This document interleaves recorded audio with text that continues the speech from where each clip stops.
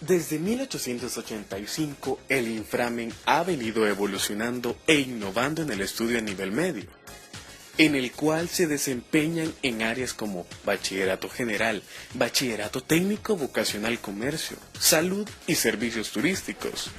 Nos encontramos con el licenciado Julio César Rivas Trujillo, ahora exdirector del Instituto Nacional General Francisco Menéndez, quien nos va a estar hablando un poco acerca de la historia de este instituto y parte de lo que ha sido la evolución que esa institución ha tenido a lo largo de más de 15 años de historia. Bueno, la historia del Instituto Nacional General Francisco Menéndez se remonta hasta 1885, cuando es fundada esta institución en el período presidencial del general Francisco Menéndez. Por eso lleva su nombre y porque ha sido una de las instituciones decana de la educación media. Antiguamente el instituto tenía una disciplina férrea. Hubo en los años 30, digamos, una especie de régimen militar y los estudiantes tenían que ser súper disciplinados, muy uniformados, bien uniformados y de buen rendimiento académico. Cuando yo recibí la dirección en 1985, se celebraba el centenario de esta institución. Estaba nuevo y prácticamente era un compromiso enorme. Entonces me ayudó muchísimo la sociedad de exalumnos de esa época, la EXIN, para que hiciéramos todos los preparativos. Y a pesar que no tenía el instituto recursos, salimos adelante con la colaboración de los padres de familia, de los maestros, de los alumnos. Importante la labor de los exalumnos. Así logramos que llegara el presidente de la República de esa época, el ingeniero José Napoleón Duarte, y celebramos precisamente con alumnos distinguidos ese centenario. A partir de allí, del año 1885, tomé las riendas hasta el año 2000. Quiero indicarles de que este instituto prácticamente era el centro donde llegaban los estudiantes de toda la República para examinarse y obtener el grado de bachiller. Eso fue en los tiempos antiguos. Ya en la época en que me tocó la dirección, pues yo había llegado allí en 1974 y había, cuando ingresé al instituto como docente, muchos requisitos, es decir, los alumnos que reprobaban materias tenían que abandonar el instituto. Por lo tanto, el estudio era una de las bases fundamentales. Además, prácticamente el deporte también se incentivó mucho. Ahora, las nuevas instalaciones que tiene el instituto en la colonia Tlacat fueron gracias a la gestión del presidente Armando Molina, que había sido exalumno del Instituto Nacional General Francisco Menéndez, y cuando llega precisamente a la presidencia de la República, el mejor regalo que le podía dar a la institución era dotarla de instalaciones nuevas y equipadas de acuerdo a los nuevos cánones de la reforma educativa. Este instituto se fundó de acuerdo a los modelos de los institutos puertorriqueños. Recuerdo yo que incluso el mobiliario vino desde Puerto Rico, como ya estaban los bachilleratos diversificados, se le construyó una cafetería escuela para las prácticas de hostelería y turismo. Además de ello se contaba con centros de cómputo, de máquinas de escribir en esa época y laboratorios de primera para los estudiantes de académico, y también se incentivó, digamos, prácticas en los hospitales públicos para los estudiantes de salud. De tal manera que en esa época tenía el bachillerato académico, el bachillerato en salud, hostelería y turismo, comercio y otros bachilleratos más. Se fundó el bachillerato vocacional, de tal manera que del 85 al 2000 se fortaleció mucho prácticamente el arte, el deporte y por supuesto la exigencia académica. Durante los 15 años que usted estuvo ejerciendo como docente en la institución, ¿cuáles fueron a su punto de vista, los cambios más significativos que se pudieron ver dentro de la institución, que usted podría mencionarnos y que usted podría decir que tuvieron mucho impacto tanto en la institución y también impacto que tuvo en toda la gente que estudiaba, en todos los alumnos que estudiaban dentro de la institución. Bueno, en cuanto a los cambios, podríamos decir que fue darle una continuidad al enfoque que tenía el Instituto Nacional General Francisco Menéndez. Yo trabajé como docente desde 1974 hasta el 84, porque el 85 me nombraron director. Entonces, en esa época, o paralelamente que yo trabajaba en el Instituto Nacional, trabajaba también en el Colegio Sagrado Corazón. Y recuerdo yo que en ese colegio se trabajaba muy bien, en una forma didáctica muy planificada, y esa fue una experiencia, una gran escuela para mí. Cuando tomé la dirección, pues yo continué con el enfoque que se tenía en el Colegio Sagrado Corazón y que lo había tenido también el Instituto Nacional General Francisco Menéndez.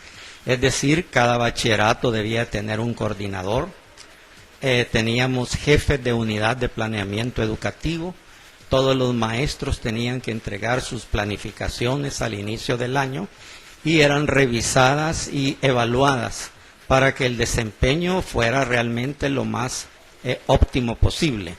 Además de ello, celebrábamos una feria de ciencias y humanidades, generalmente se hacía durante la semana cívica, para que los profesores en sus diferentes materias dieran a conocer los logros que habían obtenido o cuál era el proceso por el cual se había estado estudiando.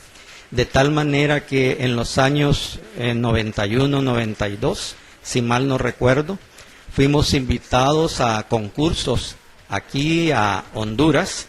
Se celebraba el Campeonísimo Centroamericano, donde llegaban instituciones de todo Centroamérica para participar en el campo de las ciencias, de las matemáticas, de las ciencias naturales y también en el campo del arte.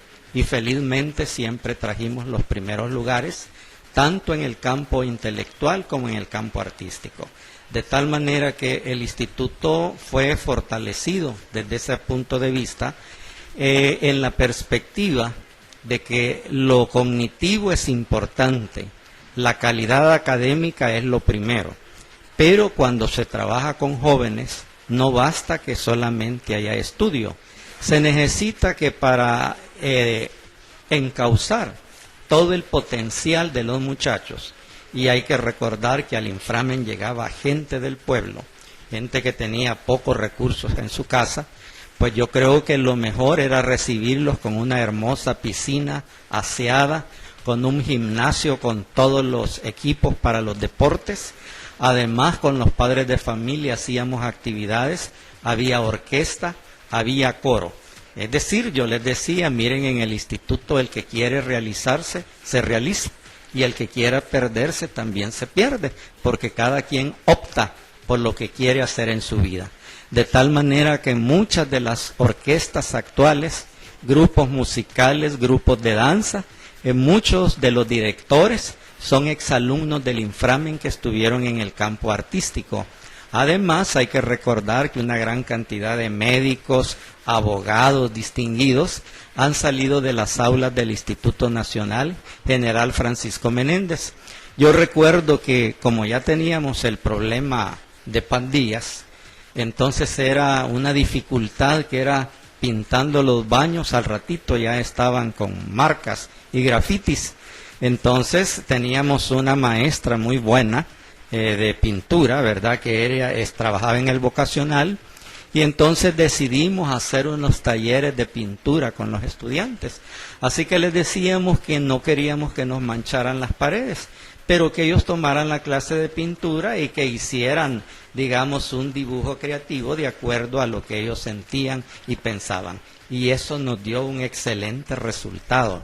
Además, por ejemplo, con los que estudiaban bachillerato general, y veía yo que a veces la gente, no todas tenían la oportunidad para acceder a la universidad o a un tecnológico. ¿Y qué hacía alguien solo con su título de bachiller general o bachiller académico. Entonces, como la institución tenía todos los recursos, se crearon cursos especiales para todas las gentes de la comunidad y especialmente para nuestros alumnos, de cursos de corte y confección, cultor de belleza, cocina, serigrafía, etcétera. De tal manera que los muchachos pasaban mucho tiempo en la institución porque tal vez recibían clases en la mañana y tenían sus talleres por la tarde o viceversa. Además, por ejemplo, para los juegos estudiantiles teníamos las competencias, todos los equipos de atletismo. Recuerdo yo que teníamos maestros para lucha olímpica y entonces nos invitaban a Guatemala, fuimos a Guatemala a competir. Acá, por ejemplo, en natación, allá aparecen a través de las fotografías todos los grupos de natación, pero eso significaba, aunque no habían recursos en la época porque estábamos en plena guerra, pero eso no fue, digamos, un problema, sino que con los pocos pagos que daban los padres de familia, daban 5 o 6 colones en aquella época mensuales, más las actividades que generaba el director con la directiva de padres de familia, nosotros lográbamos tener una piscina limpia, todo el equipo deportivo adecuadamente. Recuerdo que cuando nos invitaron a Honduras, pues yo lo que hice es hablar con la IUSA y les dije que les iba a dar la banda de guerra por varios días, pero que ellos me dieran la tela para los uniformes. Así que yo logré que mis alumnos fueran con saco y corbata todos a ese encuentro y tampoco nos fuimos en bus. Recuerdo que yo fui a hablar con los militares que estaban ahí, exalumnos del instituto, y conseguí las 2 veces que en aviones de guerra de la Fuerza Armada nos fuimos como delegados de El Salvador a esos concursos a nivel centroamericano. Así que para los alumnos que estuvieron en esa época hay grandes recuerdos, los campeonísimos que fueron campeones en lo intelectual, se trajeron los trofeos, ahí quedan en el instituto, y también en arte, de tal manera de que fueron de las cuestiones significativas. Ahora, yo recuerdo una cuestión, que cuando era la despedida de los últimos años, y yo era director, por supuesto que no es lo mismo ser director que ser profesor, los muchachos hacían un relajo espantoso el último día. Le quitaban el pelo a los de primer año, se tiraban agua, se tiraban a un charco. Aquello terrible, era horroroso. Lo que se hacía es que cuando calculábamos que iban a hacer los exámenes finales, no llegaban ni primero ni segundo para que no se fueran a encargar de hacerle fechorías a los compañeros.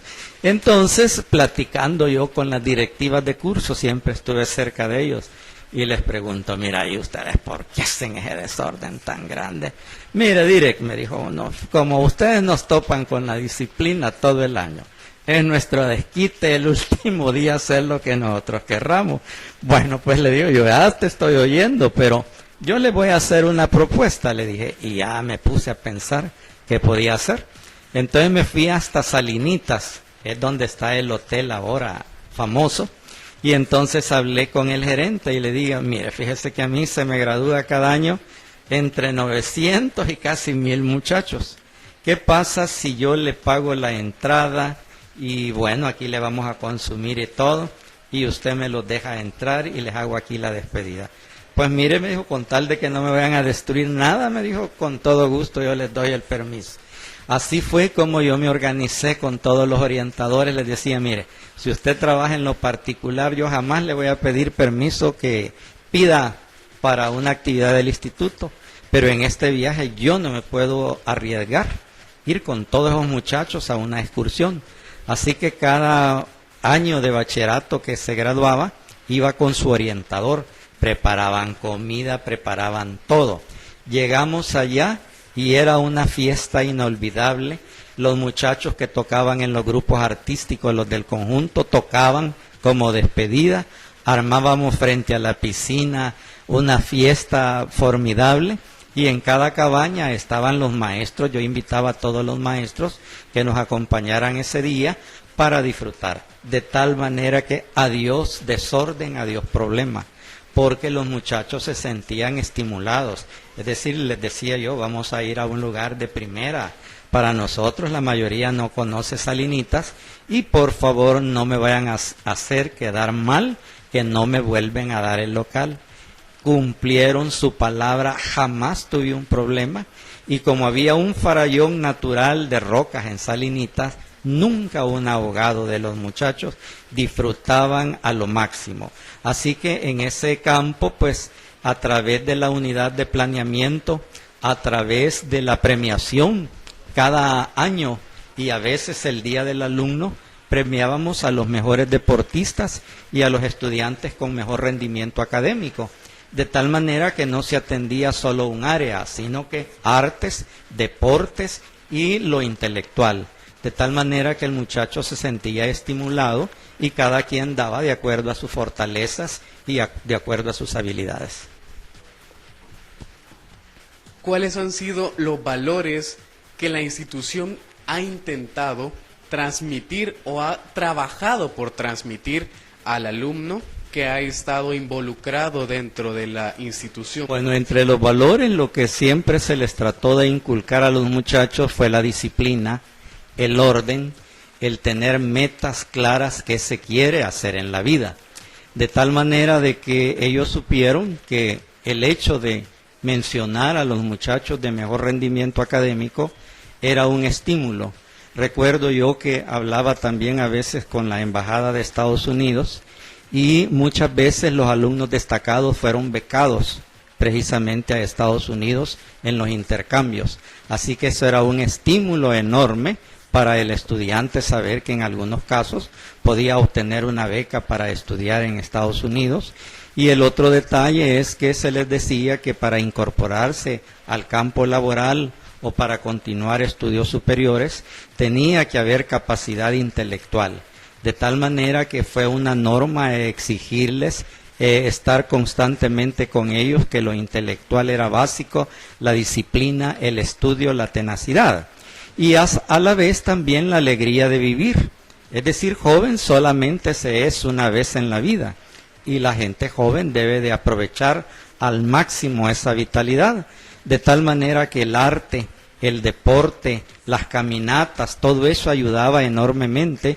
Y una cosa que a mí me ha extrañado y sigo viéndolo, el amor que los exalumnos le tienen, es decir, un 80% o 70% al instituto es enorme. Entonces ahí se creó una autoestima. Es decir, una autoestima institucional.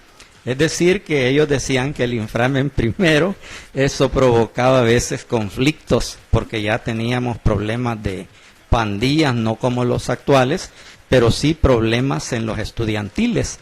De tal manera que había que ser orgulloso de su inframen, pero tener presente que todos cabemos en el mismo lugar y que no podemos ser exclusivos. Sí, lo que tenemos que hacer es ser distinguidos. Desde ese punto de vista, pues han salido mucha gente que descolló mucho en el deporte, en el arte, grupos musicales, grupos de danza, en comunicación, etcétera. Hay gente haciendo locución, teatro, que fueron exalumnos del instituto, y no digamos en el campo intelectual. Hemos tenido magistrados de la Corte Suprema de Justicia que son exalumnos del instituto, directores de hospitales, por ejemplo, un director de Sonsonate, exalumno del instituto, gente con altos rangos en la Policía Nacional Civil, en el Ejército, no digamos, porque era duro. A mí me tocó estar durante la guerra al frente del instituto, así que de los alumnos aventajados, unos iban para el ejército y otros iban para la guerrilla. Esa era la realidad. Entonces yo tenía que tener mucho tacto. Los alumnos de la noche a veces me llegaban a pedir permiso porque eran tal vez guardias o policías que los mandaban a hacer algún estudio a Panamá o algún entrenamiento. Entonces yo tenía que ser muy prudente con ellos, concederles el permiso, decirles a los profesores que les hicieran los exámenes. Había gente que estaba en la guerrilla, también se ausentaba algún tiempo, y eso me hizo a mí respetar, es decir, el clima donde yo puedo convivir con personas de pensamiento de derecha o de izquierda, pero lo que hay que enseñar es que podemos tener nuestra forma de pensar, pero no somos enemigos ni debemos arrastrarnos. Así arrastrarnos entre nosotros mismos, de tal manera que en los mensajes que se les daba a los bachilleres, se les decía que se acordaran siempre de su familia, que ojalá que el título de doctor o de bachiller no lo fuera a inflar y se le olvidara quiénes habían sido sus compañeros, se le olvidara o le diera pena cuál era la procedencia de su familia. Tenía que ser un orgullo para una gente humilde remontar los campos profesionales o políticos, de tal manera que se les enseñó, se les dieron esos valores. Y yo les decía que en el instituto el que quería realizarse se realizaba como persona de bien, pero también desafortunadamente el que quería perderse, pues las puertas estaban allí y tenía un destino incierto. De tal manera que siempre se les alentó, el instituto se mantenía bien pintado, aseado, con sus jardines, con sus macetas, porque el estudiante, yo les preguntaba, ¿y qué hacen tanto aquí en el instituto? Entonces mucha gente, claro, era lógico, vivía en un lugar pequeñito, así un poco incómodo, entonces llegar al instituto con aire, con todos los servicios, pues se sentían muy bien. Así que yo creo que fue el hecho de que convivieran los jóvenes, sus problemas, sus alegrías, etcétera, creó una autoestima muy fuerte. Y prueba ello es que los alumnos en el exterior se han organizado, tienen una sociedad de exalumnos y están dispuestos a ayudarle a la institución. Esa es una prueba que el amor al instituto, ellos allá, yo me doy cuenta a través del Facebook, tienen sus celebraciones, lo mismo que aquí en El Salvador. Pero aquí diríamos es más fácil, pero ellos allá compran sus chumpas, se reúnen, tienen sus fiestas y ese grupo de jóvenes se mantiene siempre, de tal manera que son los valores que ellos han logrado entender, compartir, vivir, hacerle frente, ser hombres y mujeres de trabajo. Es el mejor premio que se le puede dar a este pequeño país, El Salvador. ¿Cuál sería el mensaje que usted le quisiera transmitir a todo aquel alumno que pues en algún momento formó parte de esta gran familia del Instituto Nacional Francisco Menéndez? Bueno, el mensaje que les daría yo a todos los exalumnos y personas en general es que tratemos de ser educados, y educados en el sentido estricto de la palabra, porque no basta que tenga yo un doctorado o un máster si realmente soy incapaz de respetar el medio ambiente, si cuando voy manejando soy terrible, si soy intolerante. Entonces, todos, y especialmente en este país tan violento donde estamos, el llamado es que nos esforcemos tremendamente por vivir una cultura de paz, el respeto.